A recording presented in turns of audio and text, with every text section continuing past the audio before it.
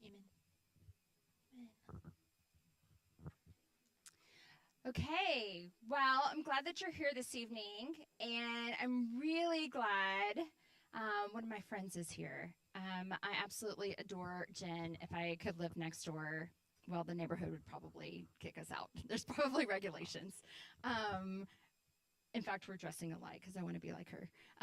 Yeah, it's the vibe. It's the vibe. But Jen has had multiple different careers, but she was a teacher in the school system, but now she's a teacher as the children's minister at West University slash Crosspoint slash all the connections, all the City Rise connections that they are now.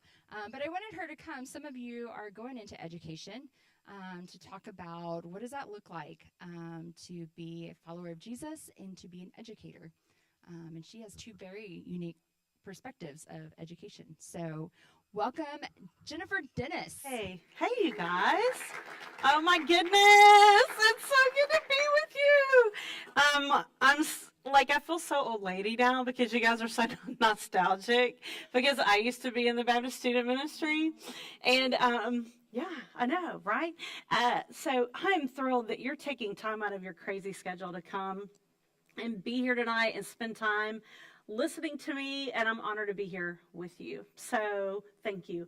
I just want to tell you a little bit about my teaching experience. I was a teacher for 10 years. How many of you are interested in teaching? Are there a few of you? Wonderful, wonderful. It's an incredible profession.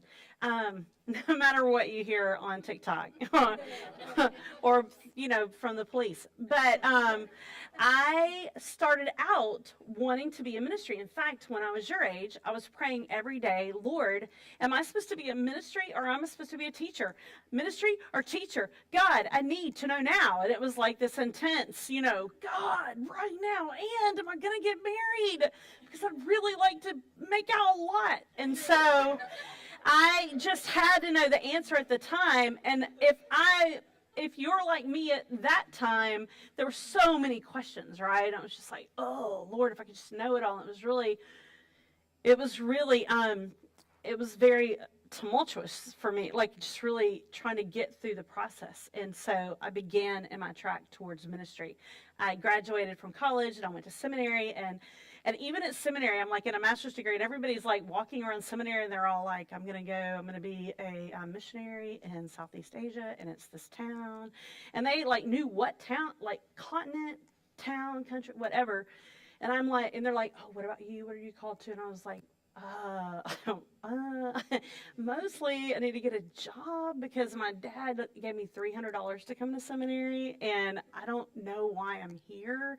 And so I wandered around seminary for like a year, and I'm like, God, I could really use like a little direction. If you could just like help me out.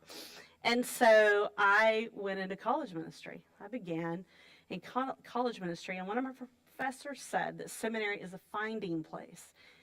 I tell you that because I began in college ministry in Iowa, and I worked at UT Arlington. I was part of their BSM for a year or two, and then I got married. And once I got married, I moved into teaching. And so God called me to both ministry and education. So if you're trying to find a path and you have a passion for more than one path, it might be that you will go down every path. And that was one of my first big learnings. Life is long and you will have many paths. If you see your life as every day a day to be available to who God wants you to be in that day and in that moment, then you will live a life full of people and stories and incredible ways that you see God work in your life. If you live your life trying to get to this final, like, amazing destination where you think like this, like, one moment will be your glory moment in that time, then you'll waste a lot of these days that God has amazing stories laid out for you to live in Him. So that's one thing I wish I could tell myself that was sitting in this seat when I was trying to get all the answers really quickly, was that it's so much more about who God wanted me to be in that day. So I start teaching. And I'm like, I'm a natural. I love this. And it was really hard. Like, no one could prepare me for how hard teaching would be the first year. And they tell you, first year of teaching is really hard. You're gonna have to, they cannot prepare you for how hard, and I started in high school, but I didn't major in education. I was what we call emergency certified. That's almost like our state's on fire. We're going to give you this piece of paper, get in here, teach, just keep the kids alive. The expectations were not very high, and I thought, this is where I'm going to serve. So I started in high school, and I was a speech comms teacher, and I was really hurt in the beginning because I wanted to stay in ministry, and I felt like I'd been kicked out of the game. Like when you're going into ministry, you're like, I want to be in ministry. It's going to be amazing. God has this purpose for my life. And then I felt like I'd been sidelined into teaching, and I didn't know if that's where God really wanted me. But I could not believe the incredible ministry opportunities that were afforded to me as a teacher. I could not believe it. Like I would be sitting in my office trying to get people just to turn in work, and then they come up to me, they're like, Miss, last night I didn't get that turned in, but do you think I should have sex before marriage? And you're like, would you just write that question down and I'll give you 50 points towards this assignment? Like, it was incredible to me that they are making these huge questions in your life. They won't talk to their parents, and they're not connecting with anybody, but to me, they're just like, what do you, I'm thinking about dropping out today. What do you think? I'm like, what? We have 2 minutes before the next class. You're asking me this? One guy, he comes into my class and he's like, hey, miss, can you print my girlfriend's name out? And I was like, oh, yeah. How do you spell it? He's like, let me ask her. And I go, okay, J-A, and her name is Jacqueline, right? And I'm typing it all out. And I go, is that cute? He's like, yeah, it looks good. I go, great. Well, let me print it. I print it. I go, here you go. He goes, thanks, miss. And he literally, he comes back the next day, and it is tattooed down his arm. Oh, my God. Jacqueline. The whole thing. I'm like, did you not just want to go with a Jackie, or maybe not on the forearm, of your, could we not have had a little bit more chat about where this could have gone? He's like, no, she likes it. She likes it. No joke. The girl's behind him. I don't like it. She's like, I feel so much pressure now. I'm like, well, you're going to have to deal with it because you have to marry him now.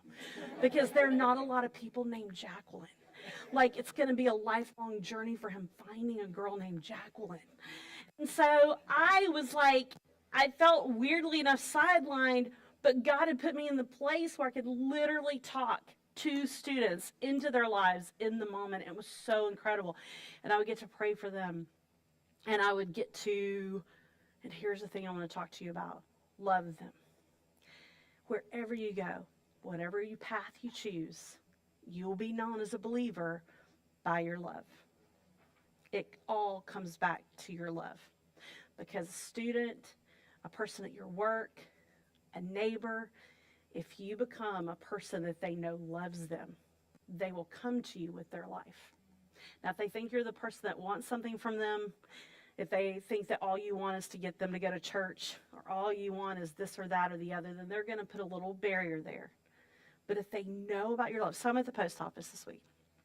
This is all a little random, but it does kind of all work together. Have any of you been to the post office? I figure out, you probably have all figured out a way not to have to do that. But I'm an old lady, and I have to go straight to the post office. So I'm in there, and I'm just needing to borrow some tape. And you cannot, even if you just need to borrow the tape, they're not going to do that if you get ma'am, no. Yeah, I got it. I just the tape it's on the bar. If I could just, no. So I didn't even try. I just come in, I'm quiet, I know I need the tape, and there are 4 people in front of me, and we're just all sitting there, and there's one post office worker working. Don't know if you've been to the post office, not known. It's no Chick-fil-A. That's all I'm going to say. And as far as expediency. So this little lady's coming, she's got a little Amazon package. And I also don't know if you know that the post office people are not known for their, easygoing wit, fun. I don't know if you've experienced that. So there's a lady, and this little old lady, and she's got Amazon, and she ordered something on Amazon, and good night, don't you know that took the better half of 3 days. But anyway, she's gotten this Amazon package in, and she's like, it's just not what I want. She doesn't even know what to do, and she's like, ma'am, so we can't take it back at Amazon, but let me tell you what you can do. Do you know where the Whole Foods is? And she's like, oh yeah, I know the Whole Foods. I go there, they've got good bananas. Nobody needs $74 bananas, but whatever. And she's just like, ma'am, you just go there and they will help you. She goes, you know what? I'm going to pack your little package back up and you take it with you. She said, do you know how to get to the Whole Foods from here, ma'am? And she's like, yeah. And we're just all quiet, right? And she goes, we can do other things, but we have, and she just talked to this woman for like 2 minutes. And it is almost like, I don't know how to explain this to you, but it's like, you know, when you see something satisfying, and it was like relationally satisfying, like where you're just like, oh, and you're just like, that's so nice. And then the next lady gets up and she goes, oh, look at this. And, you know, she treats her with the same kind of care and love. And nobody's angry and nobody's mad and nobody's upset.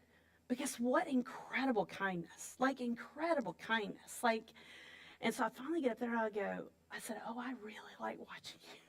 You're so kind.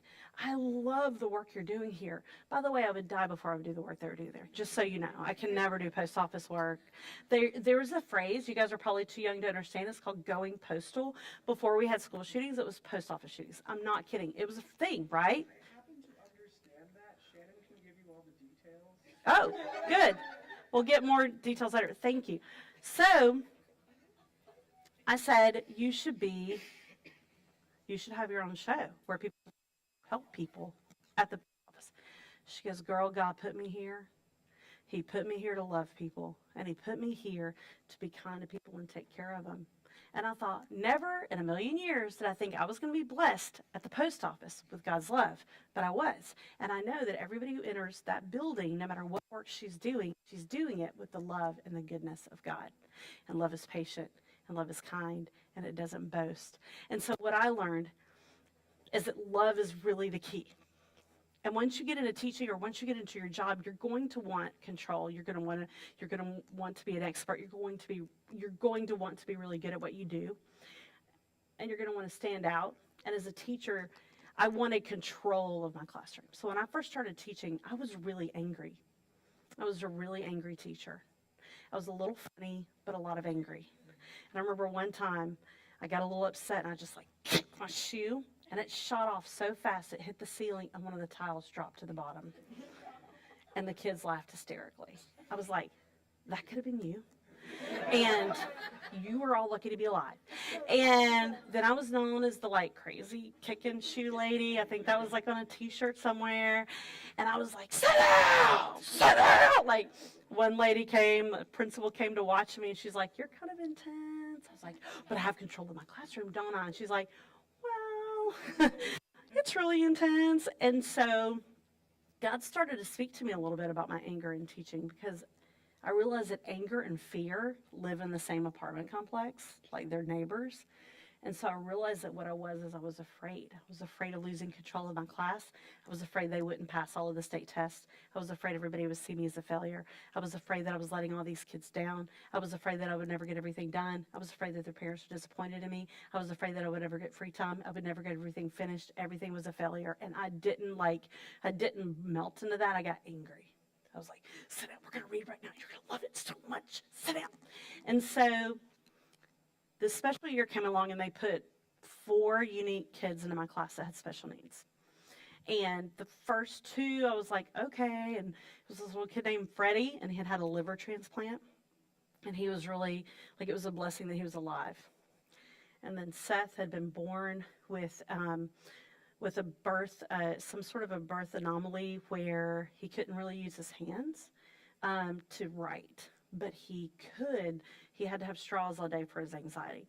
So in the quiet classroom, he had to play with straws the entire day. It sounded like someone was unwrapping a burger for 7 hours of the day, which was cool because he was lovely. But then came this third child into my classroom, was already really stressed. And he comes into my classroom, and the mom said, you know what, he's probably not going to make it to his, 12th birthday. And I was like, whoa. She's like, he has this disease. She explains all of this to me. It's degenerative. And he was already kind of in a wheelchair for some of the day, walker for some of the day. And she said, he will probably not make it. And I was just broken. I was broken because these kids had such a difficult time. And it really messed up with my need for control. It really messed up with my need for control. because it was too many variables. And I'm just like, I cannot do all this. This is awful. I'm not going to be able to do this. I'm not going to be able to do it. And God totally, and the fourth kid was a child who had experienced cancer. He was coming back from that. It was a really interesting class. And as I prayed about it, I was really mad with God. I was like, God, this is too much. It's too much. I can't do this. And then God gave me the sense of this class with this much pain. They can't have an angry year. You have to be done with the anger. And you have to let go of the results. And you have to love these kids. You have to love these kids. And he really put it deep in my heart to love these kids. And so I really stopped yelling. I stopped being angry. I stopped being afraid. And I let it all go. And you guys, I became a completely different teacher. I started to pray for them and spend time talking to them more, getting to know them more. We spent every second they would give us at recess. And if they weren't watching, we'd go out for more recess. We extended recess as long as we could. And we played games. And we would take sections of the class time. At the end of the day, if they did all these things, we would have end of the day party. We even had a Friday song. And if we had a great week, we'd be like, it's Friday, it's Friday. And I was like, I'm an incredible dancer. And I don't mean to put that out for in front of you guys, but it's a thing. But it's old lady, old white lady dancing. So it's not I'm not on any show or anything. But it is, I think, respectable.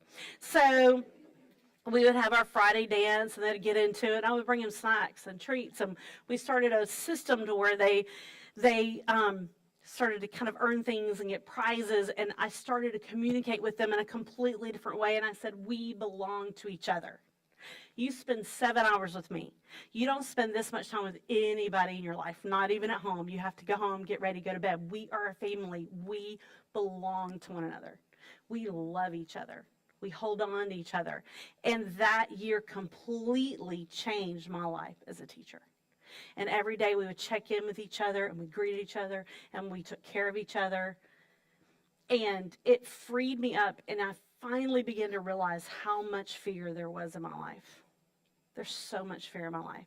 It really hits me, when Jesus is walking on the water to the disciples in the boat, they had just gotten through feeding the 5,000 people, and they wanted to crown him and make him in control of everything. He's like, no, I'm going up to spend time with my Father. And he walks out to the boat, and he walks on the water. And Peter is like, God, is that you? Or they thought he was a ghost. They probably thought it was a few other things. He's like, yeah, can I walk to you? And he stepped out on, to the water, and then he got what? He got scared. He got scared. And so I realized that so much of my life, I was able to have these incredible moments following God, and I would get scared.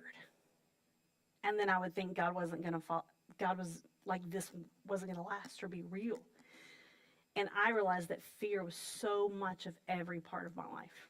Fear had seeped in, and it had made it to where I didn't feel like I could go to God I couldn't go to Christ with things that I was afraid of. I thought I could fix it. I thought some things were telling him about, some things weren't, and guess who got to decide that? I did. At the end of the year, we got the test scores back, and all of the test scores had increased, and I had done better than any other year teaching. And the biggest lesson I learned that year was trusting God, loving what I was doing, and loving the kids made the much bigger difference than being controlling and angry and intense. And that's how the love of Christ changed me in my professional setting. One of the things I have to say often in my walk with Christ is that God is love. God is love. He does everything out of love. Everything out of love. Anything that we're experiencing in our life, any challenge, any way that we don't understand what God's doing, we don't understand what his hand is, we don't understand the direction, I just have to say God is love.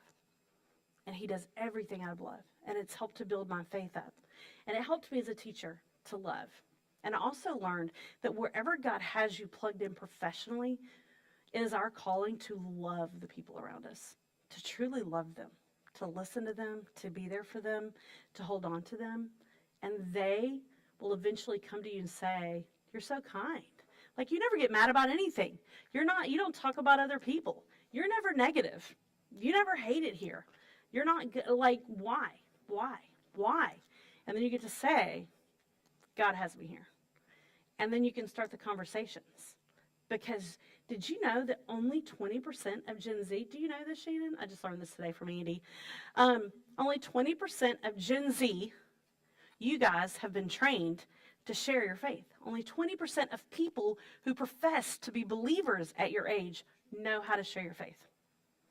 And a little bit bigger of a percentage believe that you should. Like, you're the first generation that doesn't think it's a thing to share your faith with others. Like, it's crazy to me. I'm not like calling each of you out. I'm just calling like your generation out. But you can say things about me. I'm Gen X. We got a lot of problems. But to desire to see the people in your life transformed by the gospel is love. It's truly love. And so as you walk through your life professionally, as you step into every day, no matter what faces you, if you ask God to give you the love, oh, by the way, I didn't tell you that's a big thing. God has to give you the love for the people in your life. It is not an act of practice. It's not like I'm going to magically wake up really liking them. I mean, it is totally, God has to give you the love for the people in your life. It has to be his love. Because what happens if it's just all on you, then if they irritate you or frustrate you or something happens, then it's a lot easier to just step back. But if it's God's love, it's so good, it's so strong, it's so pure, and he continues to strengthen you. So my best advice, it's not really God's advice. God is love, and remember that wherever he has you is to be in the moment, trust what he has for you that day, and remember he's called us to love. And I was going to dance at the end, but Shannon said that you guys have a thing. But thank you guys. I know. Thank you guys for having me.